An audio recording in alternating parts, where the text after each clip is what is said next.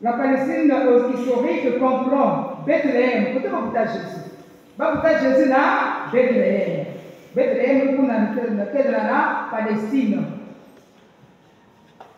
Nazareth, quelle est là, Palestine, côté Jésus pour là. Et Bethléem, c'est mes abattus. La Palestine, pour laquelle Maza, Congo, Jourdain. Nous avons baptisé Jésus. Et pour la Jérusalem, pour la Palestine, nous avons commencé à Jésus, et nous avons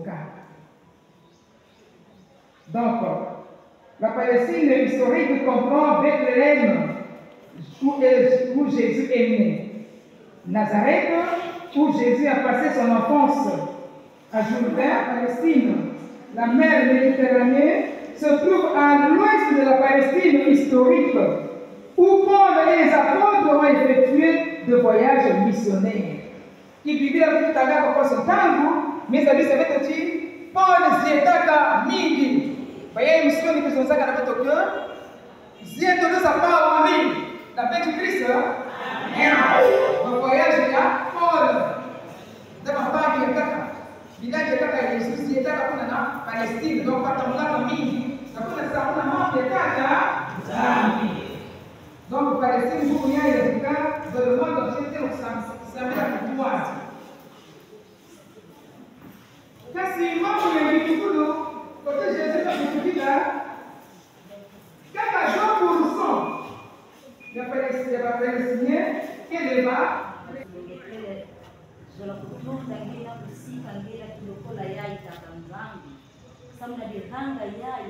Inavandaka projet, inavandaka kaka na bitsono, mebubi ya ibe tulenda kuzonza ti bansingu ya ngene kubunguswa.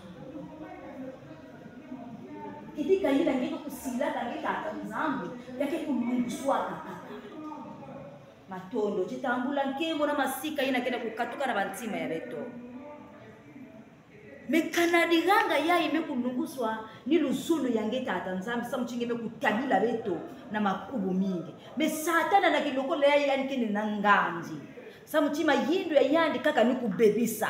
Nina yina na kilokole ya itatanzambi betu zola kuyadi sange. Yina kile kilokole ya yina kile nukutukunu ya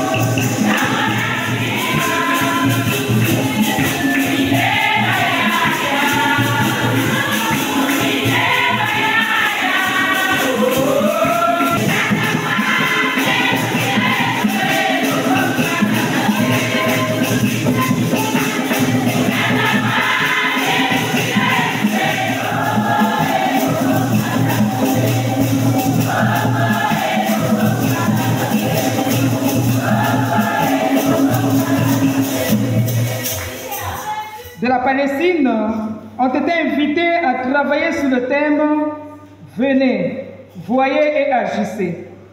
Comme la Palestine est la terre où est né le christianisme, les femmes de la journée mondiale de prière de la Palestine ont été à nouveau invitées à rédiger le programme pour cette année 2024. Un groupe œcuménique de femmes chrétiennes palestiniennes a travaillé ensemble pendant 4 dernières années. En priant et en méditant sur le thème, je vous exhorte, supportez-vous les uns les autres dans l'amour. Inspiré du livre d'Éphésiens au chapitre 4, les 7 premiers versets. Donc, le chapitre 4, les versets 1 à 7. Aujourd'hui, elle invite les personnes du monde entier à les rejoindre dans la prière et dans l'action.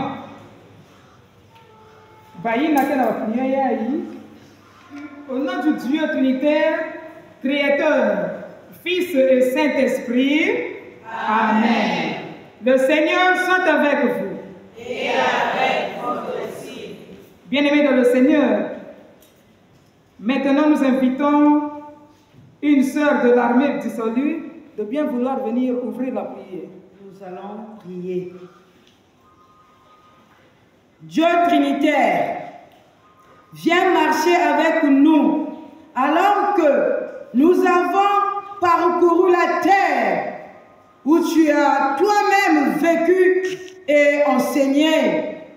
Ouvre nos yeux, que nous puissions voir l'actuelle souffrance des habitants et des habitantes de ce pays.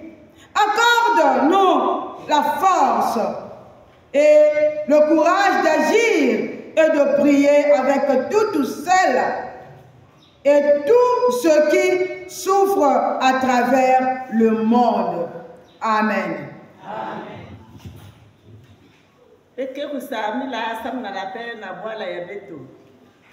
Prions le Seigneur. Tata Zami, ngekele nzambi ya limangu, ngekele nzambi ya zola. Nina tamu ya yave Dieu. Betu mokuza kukutuka na awa papa. Na luzolo ya beto veme na luzolo ya ngenza.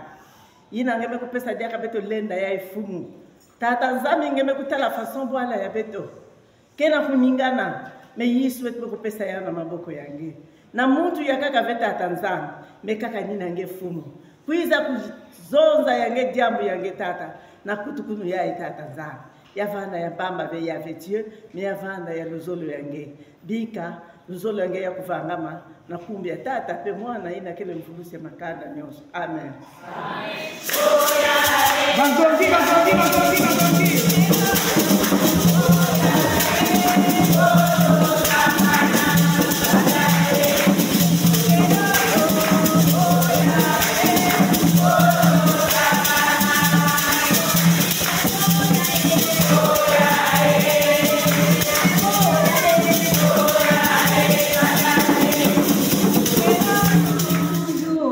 Irrité contre nous, prolonger ta colère d'âge en âge, ensemble.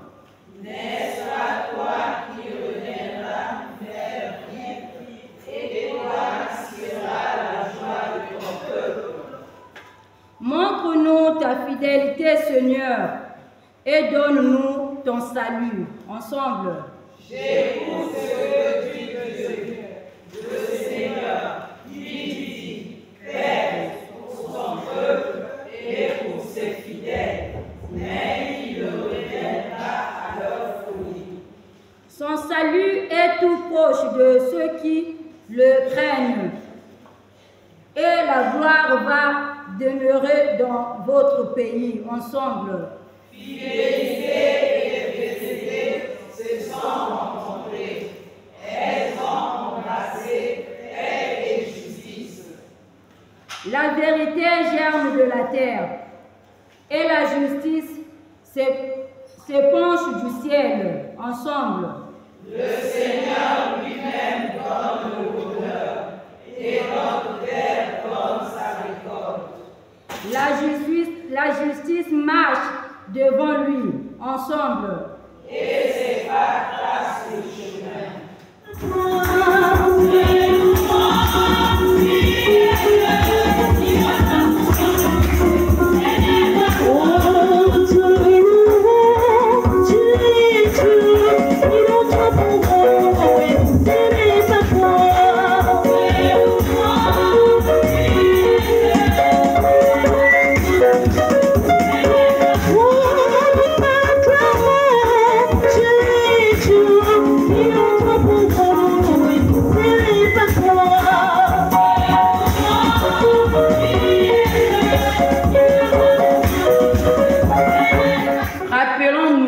Ces qualités essentielles de celles et de ceux qui se confient en Dieu, l'humilité, la douceur, la patience et l'amour.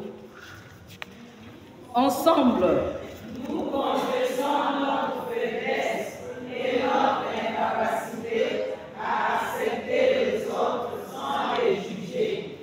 Avec humilité et patience, nous relevons les défis dans nos familles, notre société, notre lieu de vie et notre Église. Ensemble, nous pouvons nous surmonter avec douceur et amour. Nous resterons tous forts dans notre foi, sachant que nous appartenons tous à Dieu. Amen. Amen. Chapitre 15 de l'évangile de Jean. Jésus parle à ses disciples. Bien-aimés dans les heures qui précèdent sa circoncision. Voici mon commandement. Aimez-vous les uns et les autres comme je vous ai aimés. Nul n'a d'amour plus grand que celui qui se dessaisit de sa vie pour celui qu'il aime. Ce que je vous commande, c'est de vous aimer les uns et les autres. Amen. Écoutons le récit d'Éléonore. Je m'appelle Éléonore. Ma peau est ridée comme le tronc d'un olivier. Comme eux, j'ai été témoin de nombreuses guerres et nombreux actes de violence. Je suis une chrétienne palestinienne, membre de l'Église orthodoxe grecque en Terre Sainte. J'ai grandi dans une vieille famille de Jérusalem, fondamentalement enracinée dans cette ville. Au début du XIXe siècle, mon arrière-grand-père a fondé l'Église orthodoxe Saint-Georges. ce qui a permis aux chrétiens et chrétiennes vivant en dehors des murs de la ville de disposer d'un lieu de culte. Cette église a subsisté jusqu'à la catastrophe de 1948, catastrophe que nous appelons la Nakba, lorsque 750 000 Palestiniens ont été contraints de fuir, de se disperser et de devenir des réfugiés. Ma famille en faisant partie, en raison des bombardements et des tirs d'artillerie lourde, mes parents ont dû fuir pour sauver leur vie. Ils se sont réfugiés chez le cousin de ma mère, dans l'espoir de pouvoir revenir sous peu de leur maison familiale et à l'église Saint-Georges. Ce qui ne s'est jamais produit, aujourd'hui, la maison de mes parents et l'église Saint-Georges sont devenues la Confédération Ous, un centre culturel israélien. Quand que mes parents sont préparés à fuir, leurs voisins juifs leur ont proposé de stocker chez eux les trésors de l'église, notamment les icônes et les précieuses coupes de communion. Ils ont promis de protéger la propriété et les biens de mes parents jusqu'au retour de la famille. Alors que mes frères et moi grandissions et que mes parents attendaient le jour du grand retour, ils se rappelaient toujours avec reconnaissance de leurs voisins. Ils s'imaginèrent reprendre ces objets consacrés et remercier leurs voisins d'avoir tenu leurs promesses. Malheureusement, mes parents sont décédés sans avoir pu réaliser leurs rêves. Cependant, je me souviens très bien que, malgré leur douleur et leur souffrance, par rapport à ce qu'ils avaient perdu, mes parents restaient reconnaissants envers ses voisins juifs et parlaient d'eux avec gentillesse. Mes parents m'ont appris à surmonter les autres avec amour, en me rappelant toujours d'être reconnaissante envers celles et ceux qui font le bien. Au fil de ma vie de chrétienne palestinienne, vivant à Jérusalem, j'ai choisi de m'engager pleinement auprès de tous les membres de la communauté, tant au niveau local que mondial. L'exemple de mes parents m'a appris combien il est important de rester unis les uns les autres, comme lorsque la vie est dure et difficile. Mon engagement envers ma communauté a commencé lorsque j'étais au 6e. Ma professeure d'arabe m'a demandé de lui faire des courses dans le cadre de son travail humanitaire. Elle était douce et fervente, ce qui m'a aidé à apprécier et à aimer travailler pour améliorer la vie des autres. Plus tard, au cours de ma vie, j'ai conçu et mis en œuvre des programmes d'aide humanitaire et les développé, ainsi que des projets sociaux et de quartier. Ces programmes et projets étaient destinés à tous, indépendamment de leur religion, de leur origine ethnique, de leur sexe, de leur statut ou de leurs besoins. J'ai eu le privilège d'aider certaines femmes de Jérusalem, de la bande de Gaza et de Cisjordanie à subvenir par leur travail aux besoins de l'heure, elles qui étaient devenues soutien de famille. Nombre de ces projets se sont ensuite développés et étendus à d'autres régions et ont eu un impact positif sur la vie de beaucoup de gens. Je n'ai pas toujours eu la vie facile. J'ai conçu des rêves, rencontré des obstacles et même reçu des menaces. Cependant, je crois fermement que notre communauté peut être forte, collective s'il y existe un amour véritable, de la compréhension, de la douceur, de l'humilité et de la patience. Depuis mon enfance, je sais que la vie est fragile et que la paix n'offre pas pour autant une garantie. J'aurais pu quitter le pays dans lequel j'ai grandi et où j'ai mes racines, mais j'ai choisi d'y rester et d'y vivre le commandement de Jésus, d'aimer mon prochain comme Dieu m'a moi-même aimé. Lecture biblique et avec Éphésiens le chapitre 4, les versets 1 à 7. Éphésiens le chapitre 4, les versets 1 à 7. Je vous y exhorte donc dans le Seigneur, moi qui suis prisonnier. Accordez votre vie à l'appel que vous avez reçu, en toute humilité et douceur, avec patience. Supportez-vous les uns les autres dans l'amour. Appliquez-vous à garder l'unité de l'esprit par le lien de la paix. Il y a un seul corps et un seul esprit. De même que votre vocation vous appelez à une seule espérance, un seul Seigneur, une seule foi, un seul baptême, un seul Dieu et Père de tous, qui règne sur tous, agit sur tous et demeure en tous. À chacun de nous, cependant, la grâce a été donnée selon la mesure du don du Christ. Amen. Amen. La paix du Christ. Amen. Alléluia. Alléluia. Digundu sikama. Sikama. On voit à l'église. Et à ton esprit. Alléluia. Alléluia. Betozola kusabila.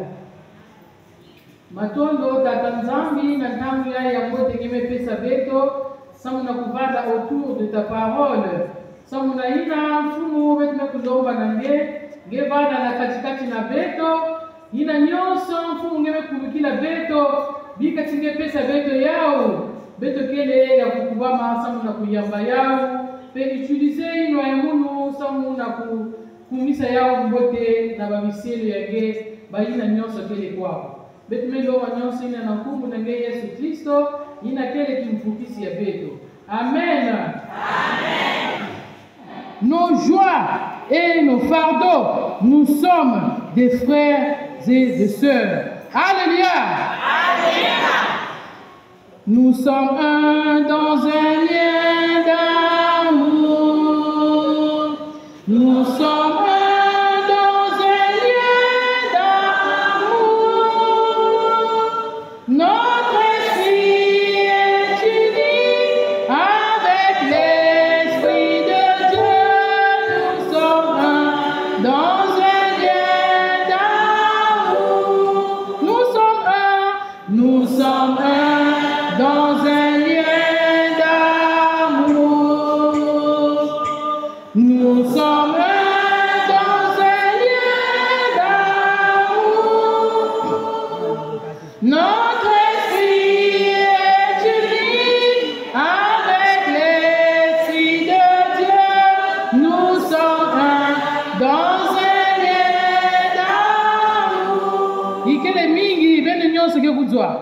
ikele mingi maleme gaga bene nyonso ke kuzwa ba papier ikele mingi.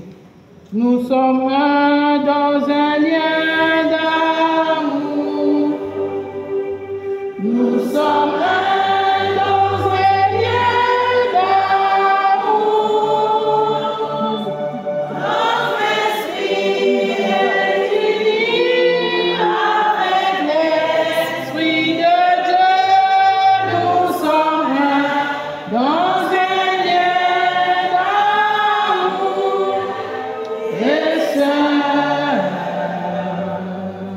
La paix du Christ. Amen. Beto kuzola nzambi na bampangi ya beto. Beto kuzola nzambi na bampangi ya beto. Oyezaba ya na kilari baki zonda beno zole no nzambi na bankwane no mpe. Muzaba vesime kusala traduction ya mbote. Beto kuzola nzambi na bampangi ya beto.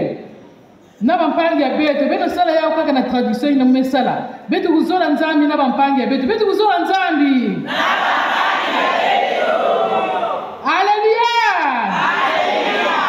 La paix du Christ. Amen. Jikundu sikama.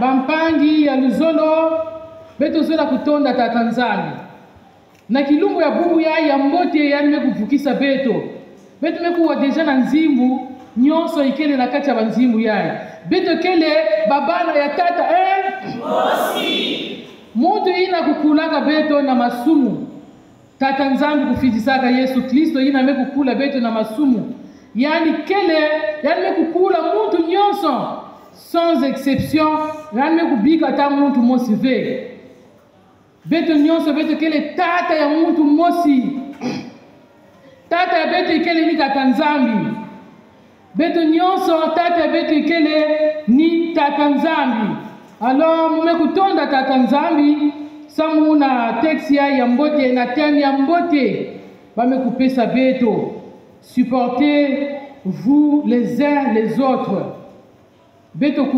kusiamasana beto se soutenir beto s'encourager kutala mpangi na ngeve na kati ya pasi kutala mambo ya nge yake ile mpangi ina mambo ya mpangi ina yake ile pe ya nge kuzonda veti ina ikele mambo ya yanji kuzonda veti c'est bien mambo mekuzoyandi c'est bien ve mpangi ya ngefa na kubaka yandi ngefa na kuzola yandi mchindu ngeke kuzolaka nzambi kuzonda veti ngemezola nzambi mengemezola pangi ngefe bampangi ya munu temi yayi mekubwabana na temi ina betu mekusajila na ntangu ina betu mekuvukana bamabundu mekuvukana benu mekuzaba nzambi kekukulumunaka jambo na mpamba ve nzambi kekukulumunaka jambo na mpamba ve samu na iki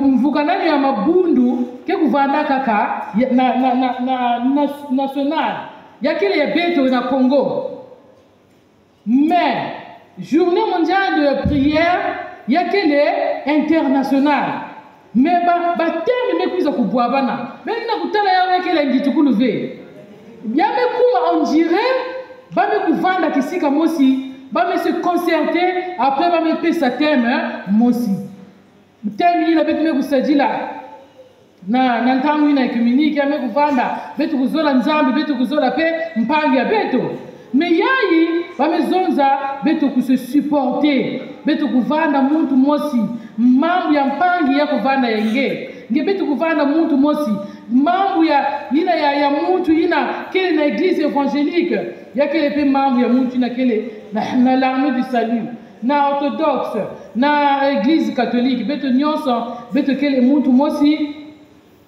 beto fana kuse supporter les uns les autres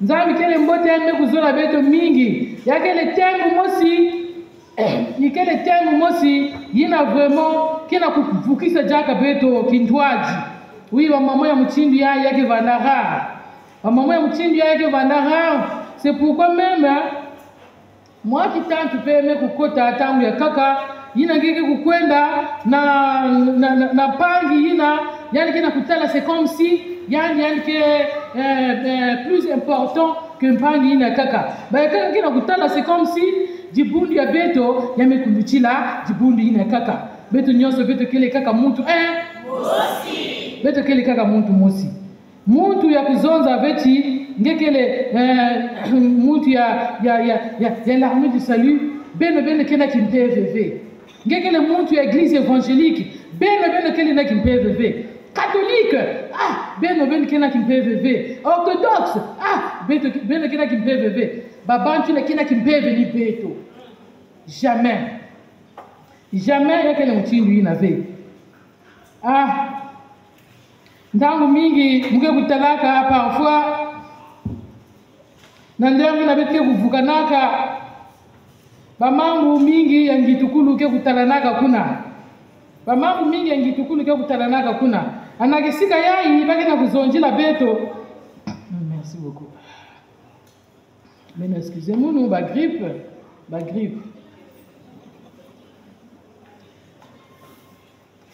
grippe kena kukwamisa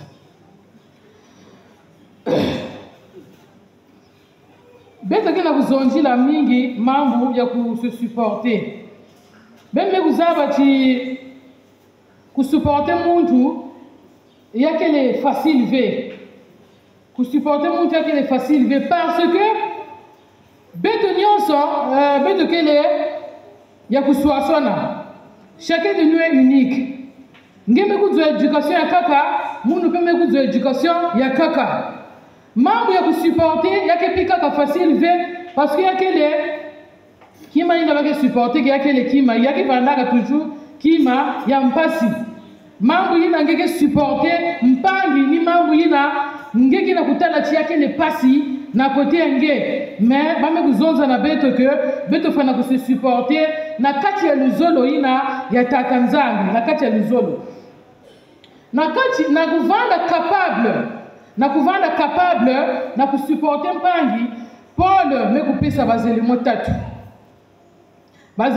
yani me kupesa samu na kukadre bisika ina luzolo kutalana ba element ikele tatu ya tete ikele humilité ngefa na kuvanda ya kukuluka ya tete ikele humilité ngevanda ya kukuluka na kuvanda na kutala mpangi yange tala yani kele muntu ya valeur mutindu ngemosi singemosi ngeke talaga ti ngekele muntu ya valeur singeke talaga ti ngekele muntu ina babantu nina kukonte na yandi na nge. Ça veut dire que mpangi ina pe yakele muntu pe bali na kukonte na yanji kutala veti yina ngeke kuma place donc mambo nyonso ina ngeke zonza ninge mutu ke na raison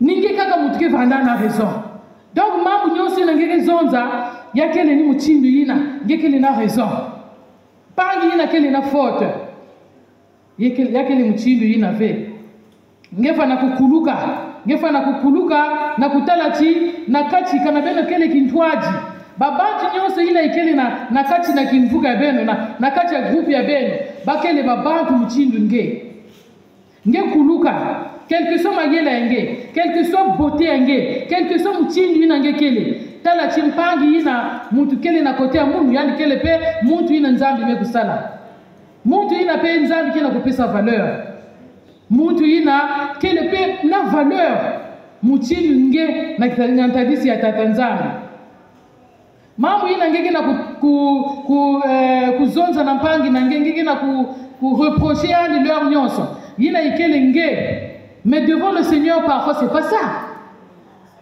pas ça ngeke na kutala chimpangi ina kele imbi mpangi ina kele fosi ina ve yani kena kimpeve yani kena mayela ve yani ke fosi ve mais ça c'est toi. Mais devant le Seigneur, c'est pas ça. Parfois, devant ta Nzambi, muntu ina, yani ke muntu ya valeur. Nzambi kena kusikijila yanji. Muntu ina ngeke na kutala tiani kele muntu ya pamba. Mais Nzambi kena kusikijila yanji. Ngeke Nzambi ke tolere genge. Parce que ngeke le na ba mambu pe, yina ya imbi, babatu pe ke kutalaka. Ngeke kutalaka mambu ya imbi na kote ya bapanga. Mais ngeke le pena mambu ya imbi. Parfois ngeke na kuzaba ve. Mais bampangi ke kutolere genge, Nzambi peke kutolere genge.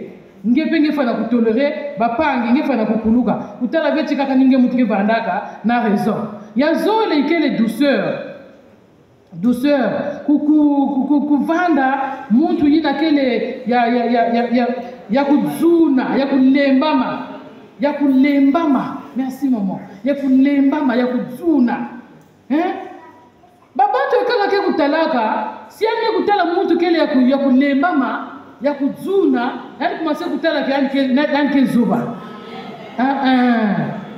muntu mosi zonzaka le calme ne signifie pas la faiblesse mais plutôt la force c'est la force ina ngeke tala muntu ina ke vandaka ka sui parfois ke kima muntu ina ke zonzave bena kima babantu ina ke zonzave parce que ina ke le yana ya una tima ngemeza bave kutala veti yani kele muntu ya pamba mais parfois yani ke garder ke maturité ya yanji yani ke na ku garder ki kulutu na yanji yani ke na kutala ti mukele muntu ya kukula mukele muntu chrétien sauvé mukele sauvé mufa na ku garder maturité ya muntu en tant que chrétien yani ke ça la fois na pesa muna ku garder la paix na katikati ya beto Yani que ça la façon ina pe ça mna ku garder ma relation na bampange yanji.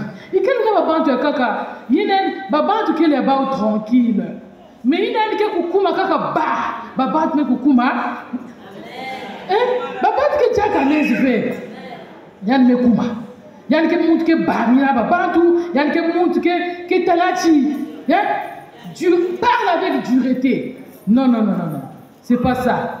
C'est pas ça. Nyonso yina ke ku détruire kintwa diabeto, nyonso yina ke ku détruire mabundu ya beto, ni yina pe venzambi kina ku sosa na beto, nzambi kina ku sosa na beto luzolo. Mais luzolo ngoni muchindu yina. Luzolo ngoni muchindu yina bete kutungila ya. Ya tatu ikele patience. Mvibudulu. Nakati ya mvibudulu kuna beno zabati muntu na kuchanger yake changer na kilumbu motivé. Si quelqu'un na comportement quelqu'un na ko reprocher pangenge kusosa veti yani ku changer na kilumbu mosi. Nge vanda na mvibudulu. Vanda na mvibudulu supporter ba comportement ya yanji. Supporter ba comportement ya yanji. Kukanisa veti yina ngeke zonza kaka mbala mosi pa yani changer. Quelque part avec zonzaka singi mekwenda na bwala yangana kana ngeke na kutala chiwa na bwala ina baki na kubina na jikulu mosi nge aussi landa nge bina na jikulu mosi mebena zabati na kusadapter na kukuma déjà na place ina babaki na kubina na jikulu mosi yake le passe parce que ngeke l'habitué fait c'est pas ça ngeke l'habitué fait donc ça prend le temps na kusabituer na kubina peut-être faut savoir que na kubina na jikulu mosi. Mais il y a que les vêtements aussitôt les bagues zonza chi bina na jikulu mosi après nge commencer ku bina na jikulu mosi yake simba ve fonge vanda passion nge vanda passion na kuvingira chi lera nke lenda na kubina na jikulu mosi kukanisa veti aussitôt yanke bina déjà na jikulu mosi vingila chi tangu ina nke lenda ku brutaliser yanve Tangu ya kaka betke ku manquer ki bapangi respect. Betke ku manquer bapangi respect parce que yaki na kusala façon ngeke kusalave. Mais vingila yake lenda. Nzambi me kuvanda passion na côté nge. Même me kuzaba chinzambi me kuvanda passion na côté beto. Beto vanda ka babantu ya basumuki. Mais nzambi me kufwa beto ve parce que beto kele basumuki. Il arrivait parfois même ngeke na kukwenda na kusala jisumu. Ngeke na kukwenda na kufa muntu. Ngeme kota na kacha bus, ngeme descendre ngeme kota na kacha avion, ngeme descendre nzambe bika nge. Yani me kufa ngefe. Mais pourtant ngeke na kwenda kusala jisumu. Ngeke na kwenda kusala kinsuza. Ngeme kota na kacha avion, ngeme kota na kacha ya camion, ngeke na kukwenda nge. Pourtant ngeke na jibanza kukwenda kusala kinsuza. Menzangu ye kubika nge. Ngeme kukwenda ngeme futuka nge. Dieu est patient, non? Il y a une passion, mais ça, on est qui na kuvanda passion vena panga. Pourquoi? Ngene na respecter panga ve. Pourquoi ngene na kulakisa yani luzolo ve? Pourquoi? Mu kwendaka na marathon un jour, mu kwendaka na marathon kilungu mosi, c'est bon maman. Mu kwendaka na marathon kilungu mosi, c'est comme ça hein, ça m'arrive parfois ina muge talachi. Bon, vous si vous me kwenda na armée du salut, baba na munu kuna ba pasteur ya Tahiti ou bien Lisanga ou bien poste central qui tel mais maman me prise ça monaiki. Peut-être maman. Pas que vanda paniquer. Donc là que vanda na tsato lusambu mulina kukwenda n'importe où. Me kwenda kusambila mu. Kilumu mosi mu kwenda na marathon, me kwenda kusambila me vanda mu vanda na civil. Babantu nyonsi neke kuzana na inzo nzambe ya venu bakele babantu ya catholique ve bakele évangélique ve bakele l'armée du salut ve mais muntu ina ba besoin za muntu ngefona pour respecter yanji muntu ina ba besoin za kele muntu ngefona pour respecter yanji mumekota na kati ba commencer kupesa mbote na pasteur bakete la maka munu la maison za pasteur maison na mbote ya benwe munu mes vanda munu mesala mbote ya benwe mami ni vanda na kutamu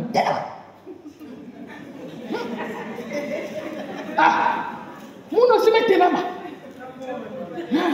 Parce que, mon message la façon que ça lave. Il y a un métal qui monte yaï, mais souvent quand on vient message la mambo ya imi.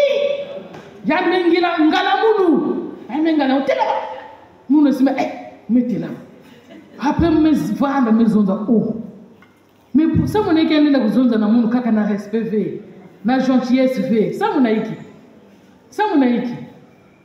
respecter mpangi yange respecter mpangi yange nzambi me kuva funu na beto nzambi yani moske ku respecter ke beto mais ça mon ngeke lenda vena ku respecter mpangi yange respecter mpangi yange zonza na yani kaka na malembe yani ke kuwa zonza na yani kaka na malembe yani ke kuwa bampangi ina beni kina kutana na koti ya beno bampangi ina beni kina kutana na koti ya beno yakele bampangi ina nzambi pe kina ku considérer muchindo yani kina ku considérer nge oui beto kusala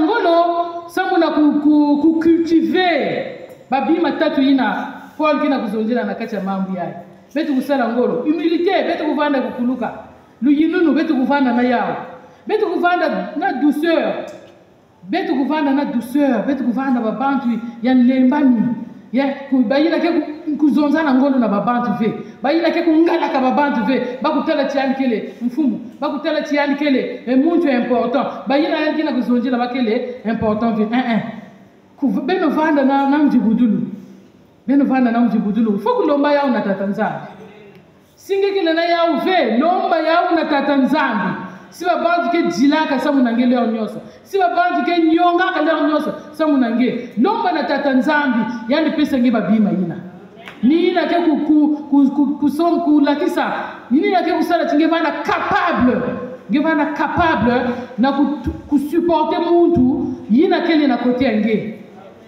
ni ina babima tatu ina oui na discipline yange pe lomba na tatanzambi mais discipline personnelle pe yafana kusala parce que ina ngeki na kulomba na nzambi quelque part bake kuzonzaga aide-toi et le ciel t'aidera ngemo singe fana na volonté plus décision égale réussite ngeke kulela singe me fana na volonté singe me baka décision ngeke lela njimbu ina bampangi abeto ke kuyimbaka ba église évangélique Timwala mabele, waka nyonso ya mabe, zongisa mabele nyata. Pesa, demandez mangolo na tatanzambi. Moi expliquer bien nos places ya bien. Bet ke yimbala kaka bet ki zabave. Lomba mangolo na tatanzambi, nzambi kupesa ni mangolo. Nzambi kupesa ni mangolo ina ya kutimuna toto. Lageke timuna toto dibulu yina ngebaka imbi yange nyose ni kina kutala chi yakele imbi yakele bamangu ina kina kusalisina nzambi ve losa yao na kachikuna ina ngeke losa yao na kachikuna tula jaga toto na manima ngejata pa mangu ina me zimana timola mabele wakanyoso ya mabe yonisa mabele nyata aye Waka nyonso ya mabe, zongisa mabele nyata. Dibundu sikama.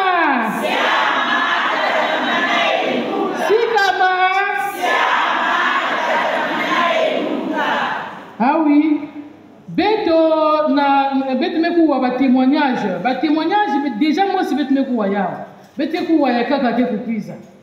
Babantu na leo ina betu kina kuvivre betu fana kuvanda na kima ina babantu ke kusika nge babima ina peke nzambi ke kusika nge ke kuyangalala na nge ba témoignage ina betu mekuwa yake ile ba témoignage ina kina kukonfesser luzolo mama ina Eleonore tala côté ya yanme kuzonda. Cependant je crois fermement que notre communauté peut être forte collectivement s'il existe un amour véritable, alléluia, de la compassion, de la douceur,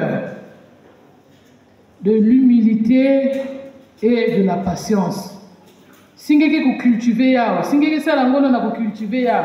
Betke kutala chilibundu ya beto ke kukula. Mabundu ya beto ke kula. Mabundu ya beto ke kula.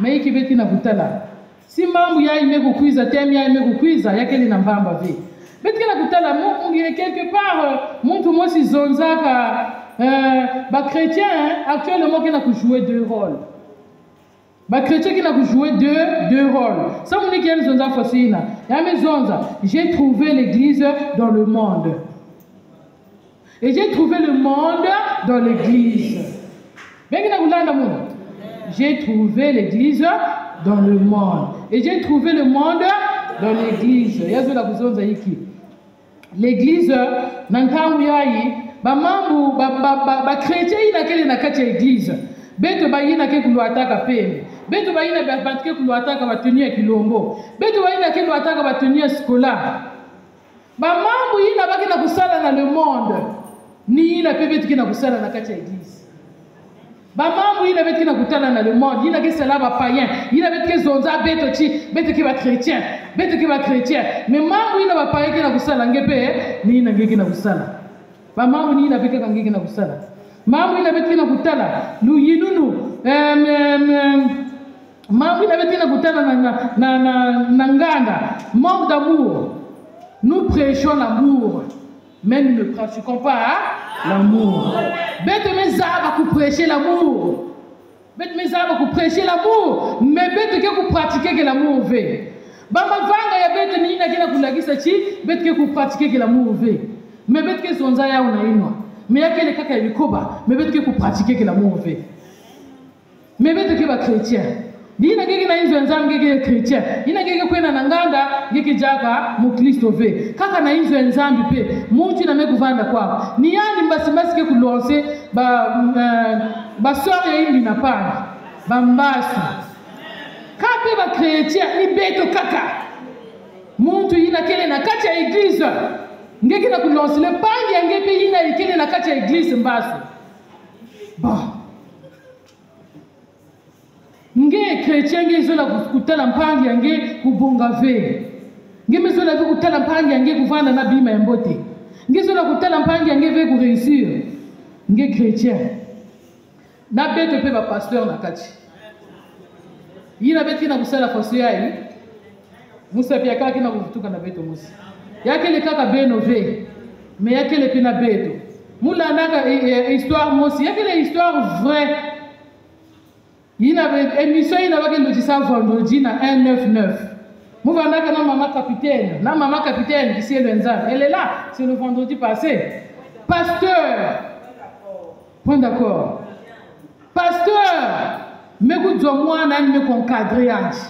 Il y a des gens qui ont dit que il y a des gens qui ont dit na côté mwana. Il y a des gens qui considèrent net mwana yana. Il y a des gens qui ont dit que pasteur. Mwana yana kubalukila njaka. Yana kubalukila njaka. Yana sosa kubaka église ina na kubaka église ina. Yana vuna cho yana violé kendo. Yana fondé kaka mambo kuna pasteur me violé kendo. Allez, pasteur me violé kendo, mami kuza kukanga pasteur mami na tayari na boloko. Histoire kele inda. Ina banani me kusala fosina banganga yenzanga. Ba pasteur. Ba chrétien kaka vemi ba pasteur. Ba consacré. Donc beto kena kusala fosiyai musa pia kaka kena kufutuka na kote beto mosi. Ni beto mpe bantu meke kusala ba mambo ya kaka ina d'ailleurs beto parfois nge va na mbote par rapport na beto.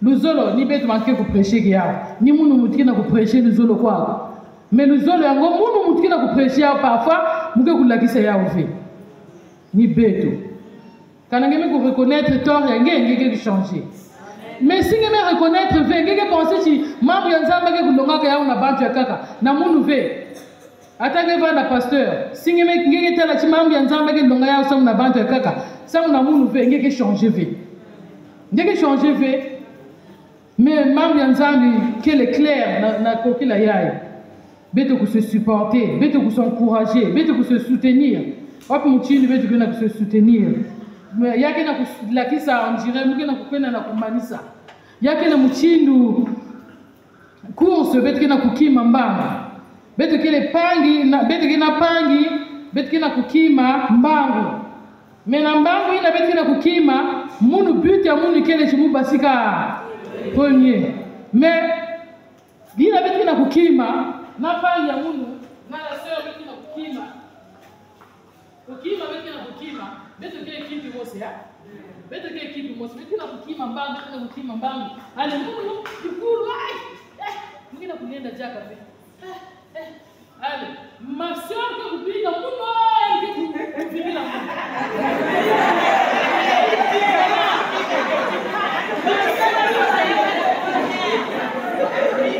Ma soeur, il y a plus de gens qui vont passer comme moi. Mais est-ce que il y a qui vous payez dans mon nom et qui vous connaissent?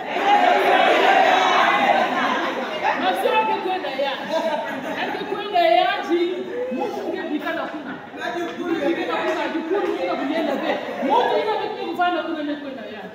Alors que normalement il faut kufanya kuna na kusuporter munu. Il faut supporter munu. Nge perdre nge kaka mbongo ina ngezola ka kujwa. Ba succès ina ngezola ka kujwa. Supporter pas ngenge. Supporter pas ngenge. Ya na kufunga munu mama ma soeur ina ngena décision. Ina ngena kukwenda na munu. Munu yani kunaleta kumita. Yani ndio kwa hiyo. Yani kuuliza Mungu merci. Yani kuuliza Mungu jusqu'à la destination. Yani fana kukumisa Mungu jusqu'à destination. Ni faut soyez là-bas na demander beto ba chrétien. Mais c'est pas facile hein. C'est pas facile. Ni faut soyez là normalement beto ba chrétien ba na kuzonjila beto mambo ya kele ngolo bubu ya. Mambo ya se supporter les uns les autres ya kele ngolo bubu ya. Ni fosoyi na normalement baki na kusosi la beto fana ku se soutenir beto na kacha course ti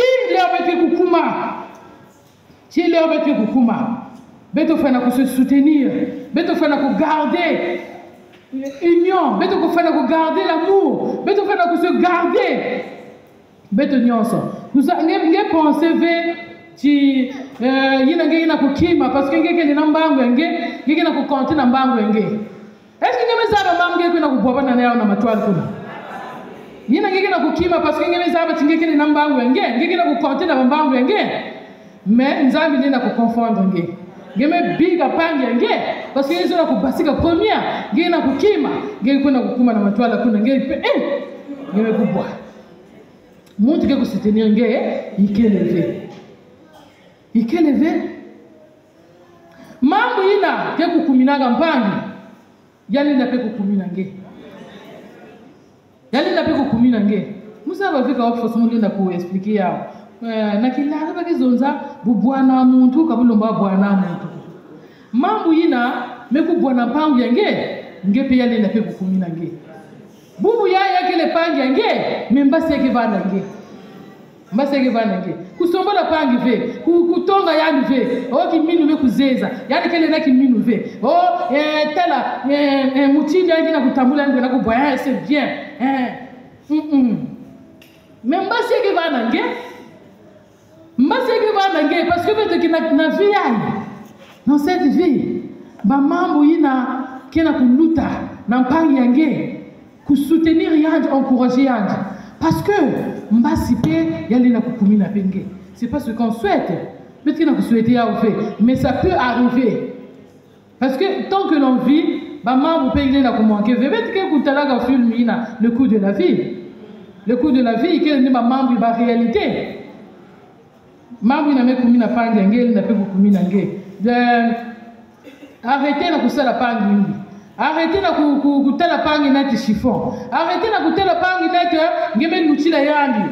Arrêtez la couper la chimpangi ina yani kele mtu wa valeur fait mtu kena valeur. Arrêtez la couper la chimpangi yangeina. Yani kusala kina mungu. Muke na babima nyonso ya kulunga. Muke les fossoyais. Mais il faut savoir que chacun de nous est le carrefour de l'autre. Boubou yai, mon Dieu n'a pas négligé. Il y a que vous vendez dans un jour. Il y a que vous vendez dans un jour. Chacun de nous est le carrefour de l'autre. Peut-être aller réciter récitation il avait. Comme ton pasteur comme ton pasteur, dont la vie ne fait du mal à personne.